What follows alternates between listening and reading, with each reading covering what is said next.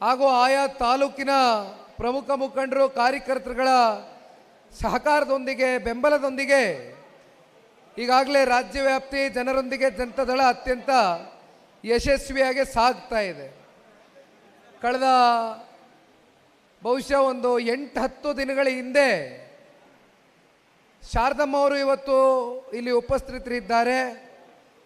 ಶಿವಮೊಗ್ಗ ಗ್ರಾಮಾಂತರದ ಶಾಸಕಿ, ಪಕ್ಷದ ಅತ್ಯಂತ ನಿಷ್ಠಾವಂತರಲ್ಲಿ ಒಬ್ಬರು, ಸನ್ಮಾನ್ಯ ಕುಮಾರಣ್ಣ ಅವರ ಸಹೋದರರ ರೀತಿ ಇವತ್ತು ಶಾರದಮ್ಮನವರು ಕೂಡ ಪಕ್ಷದ ಸಂಘಟನೆಗೆ ಬಲವರ್ಧನೆಗೆ ಜಿಲ್ಲೆಯಲ್ಲಿ ಅವರ ತಾಲೂಕಿನಲ್ಲಿ ಅತ್ಯಂತ ಪ್ರಮುಖವಾದಂಥ ಪಾತ್ರವನ್ನು ವಹಿಸ್ತಾ ಇದ್ದಾರೆ.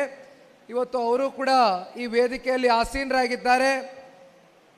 ಮತ್ತೊಬ್ಬರು ನಿಮ್ಮ ನೆಚ್ಚಿನ ನಾಯಕರು, ಮಾಜಿ ಶಾಸಕರು, ಕೋರ್ ಕಮಿಟಿಯ ಸದಸ್ಯರಾಗಿರ್ತಕ್ಕಂಥ ಪ್ರಸನ್ನ ಕುಮಾರ್ ಸಾಹೇಬರು ಅವರ ಒಂದು ನೇತೃತ್ವದಲ್ಲಿ,